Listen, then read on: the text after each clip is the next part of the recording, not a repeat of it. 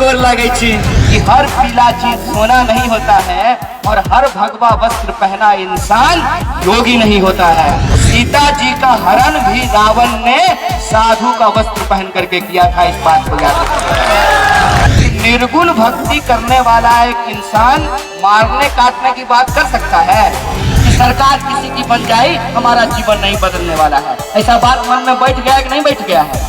मैं इतना काबिल नहीं हूँ कि मैं लखनऊ में आकर के, मधेपुर में आकर के, झंझारपुर में आकर के, बेगूसराय से चल करके यहाँ आपको यहाँ के क्षेत्र की समस्याओं के बारे में बताऊं।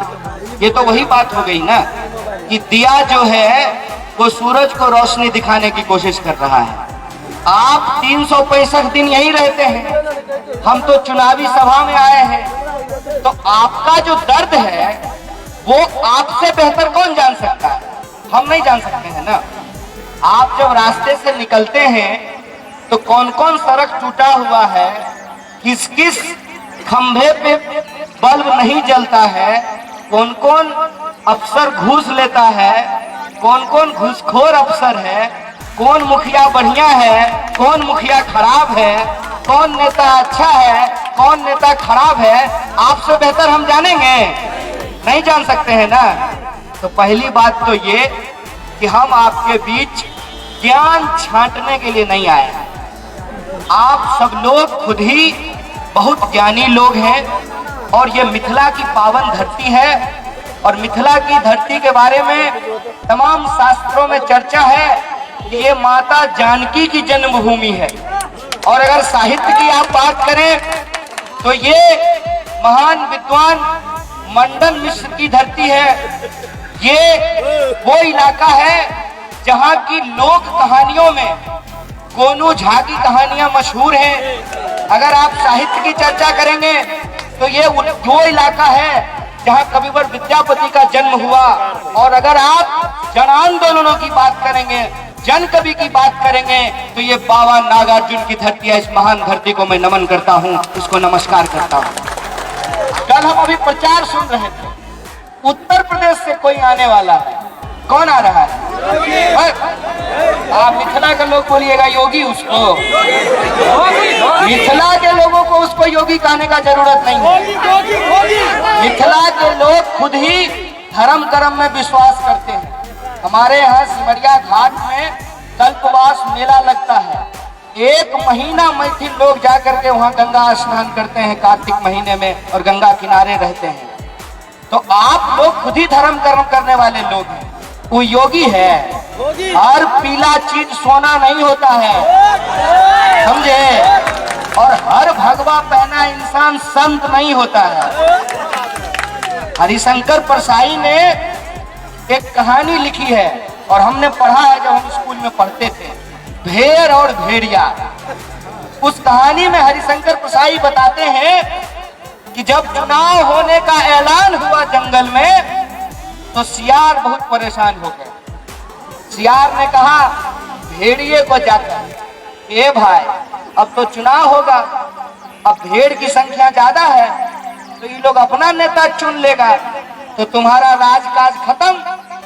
तो लोमड़ी बोला कि घबराओ मत, एक उपाय है, भेड़िया के माथे पे टीका लगा दो और मुंह में घास टांग दो। इससे भेड़ों को ये लगेगा कि भेड़िया शाकाहारी हो गया है। मैं ये बात आपको क्यों कह रहा हूं कि बगल में है गोरखपुर और वो जो मठ है उस मठ का नाम है गोरखधाम। और वो जो परंपरा है वो मूर्ति पूजा नहीं करता है, ये दर्शन की बात है। और वो एक ऐसा मठ है जहाँ पे निर्गुण भक्ति की जाती है, सगुण भक्ति नहीं की जाती है। सगुण और निर्गुण का फर्क समझते हैं ना? मिथिला के लोग हैं आप लोग, यहाँ मंडन मिश्र पैदा हुए हैं, शंकराचार्य को शास्त्रार्थ में आपने हराया है। तो निर्गुण भक्ति होती है। आप मुझे बताइए कि निर्गुण भक्ति करने वाला एक इंसान मारने काटने की बात कर सकता है? इसीलिए मैंने कहा कि हर पीला चीज सोना नहीं होता है और हर भगवा वस्त्र पहना इंसान योगी नहीं होता है। और याद रखिएगा इस बात को कि ये सीता जी की धरती आप कहते हैं, तो सीता जी का हरण भी रावण ने साधु का वस्त्र पहन करके किया था। इस बात को याद रखिएगा। और ये बात मैं आपको क्यों याद दिला रहा हूं? ये बात मैं इसलिए आपको याद दिला रहा हूं कि इधर उधर की बात नहीं करनी है। इधर उधर की बात इसलिए नहीं करनी है कि हमको अपने मुद्दे पे टिका रहना है। आपके सर के ऊपर उड़न खटोला उड़ेगा, लेकिन आपको अपनी पैर अपनी जमीन पे टिकाए रखना है। आपको ये सोचना है कि ये चुनाव जब हो रहा है तो ये इधर उधर के मुद्दे पे नहीं होगा। ये चुनाव अगर होगा, अगर झंझारपुर में हम वोट दे रहे हैं तो हम झंझारपुर के मुद्दे पे वोट देंगे। ये बात आपको अपने दिमाग में रखना होगा। और झंझारपुर का मुद्दा क्या है?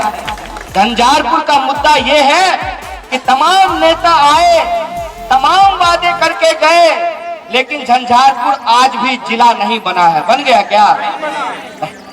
नहीं बना ना। झंझारपुर का मुद्दा ये है कि यहाँ पे फैक्ट्रियां खुले, मंत्री भी हो गए आपके इलाके के, लेकिन यहाँ फैक्ट्रियों की शुरुआत नहीं हो पाई। और जब हमारे इलाके में रोजगार की संभावना नहीं होती है तो क्या होता है? हमारे बच्चों को पढ़ाई के लिए बाहर जाना पड़ता है। हमारे बच्चों को, हमारे घर वालों को काम करने के लिए बाहर जाना पड़ता है।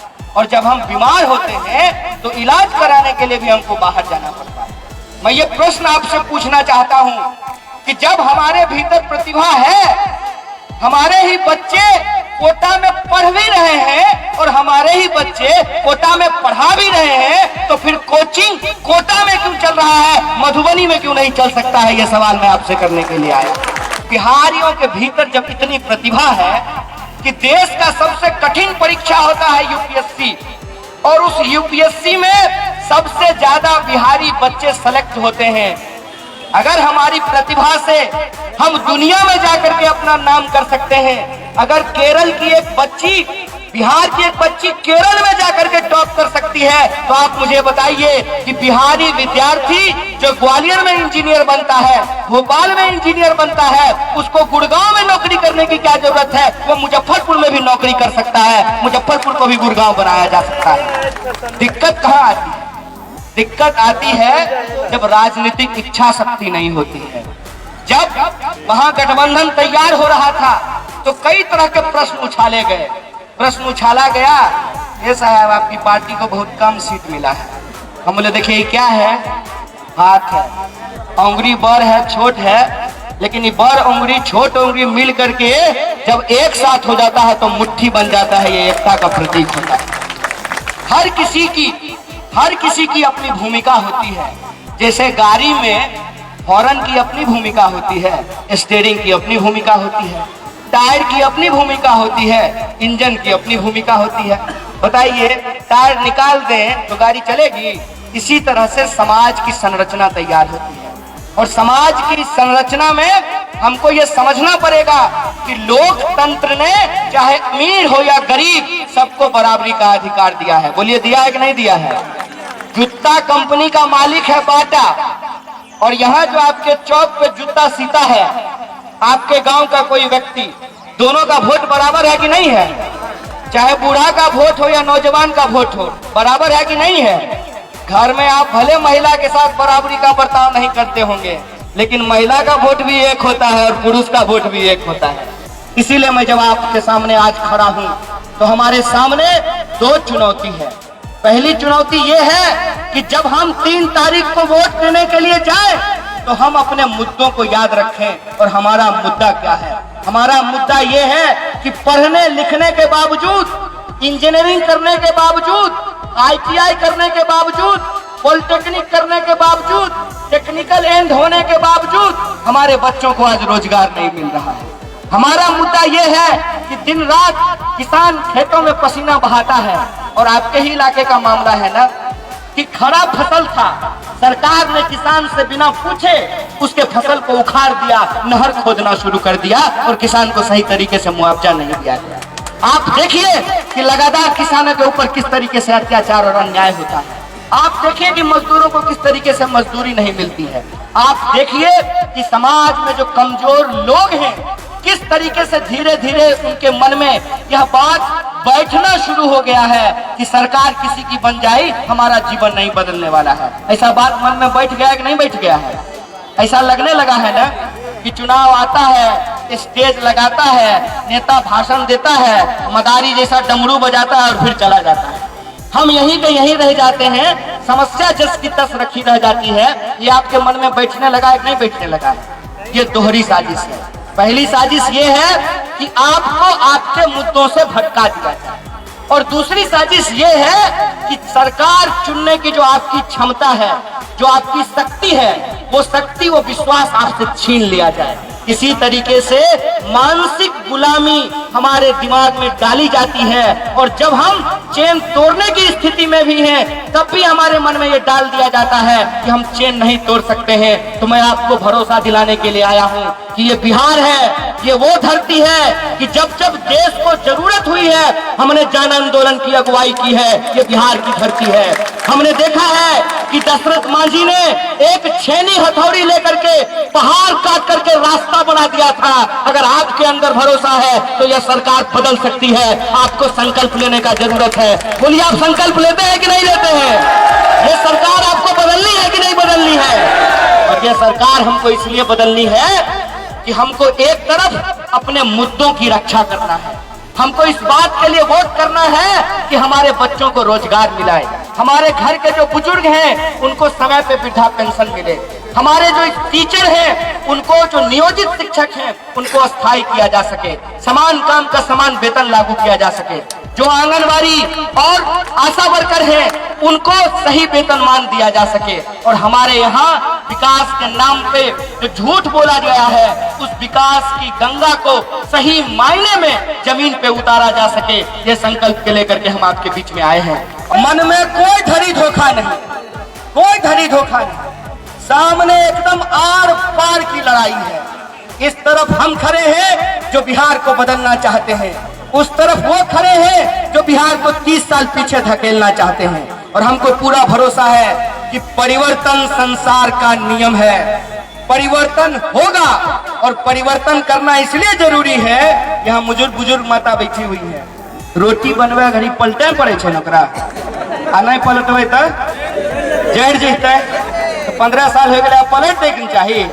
तुम्हारा आशीर्वाद है ना, बस पलट देना है। इस बार पलट देना है, सरकार बदल देना है। यही संकल्प लेकर के हम आपके पास आए हैं। और आखिरी गुजारिश के साथ देखिए, जोश के पास आए हैं और आखिरी गुजारिश के साथ देखिए, जोश बहुत बढ़िया होता है, जोश बहुत अच्छी चीज है, लेकिन अरे हम बेगूसराय ठेठ मैथिली बोले हो।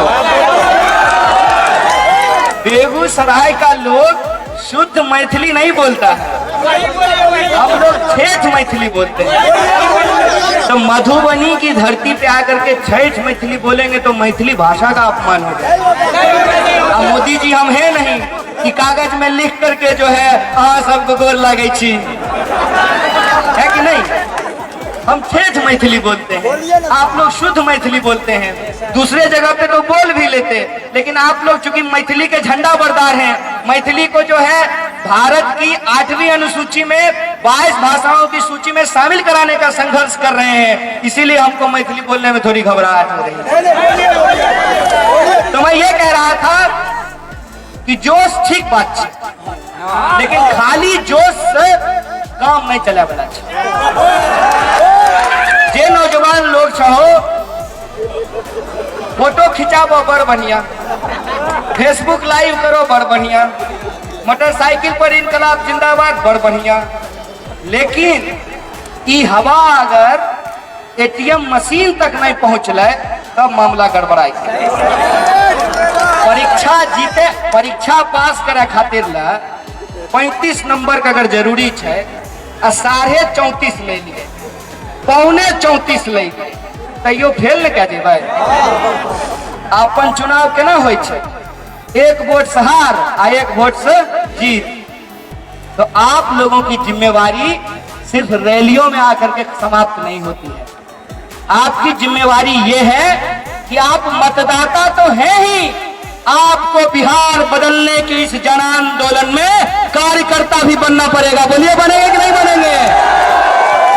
पहला काम मतदान कीजिए, और ये मतदान इस बात का संदेशा होगा सिर्फ देश को ही नहीं, पूरी दुनिया को, कि लॉकडाउन के दौरान हमारे बिहार के लोगों के साथ जो अपमान किया गया है, उस अपमान का हम बदला लेने जाएंगे और इस सरकार को बदलेंगे। यह बदलाव होगा, इसी आशा और विश्वास के साथ आप तमाम लोगों का आशीर्वाद हमको मिला है, और अगर आपका आशीर्वाद मिला है, आपका समर्थन मिला है, तो हमको पूरा भरोसा है कि 10 तारीख को बिहार का सरकार बदल जाएगा। बोलिए बदल जाएगा ना? राम नारायण जी को माला पहना रहे हैं और हाथ जोड़ करके हाँ सब लोग से विनती करे छो एक मान रखबे, अपन इलाका का मान रखबे और गरीब का बेटा विधानसभा पहुंचेबे। बहुत बहुत धन्यवाद, बहुत बहुत शुक्रिया।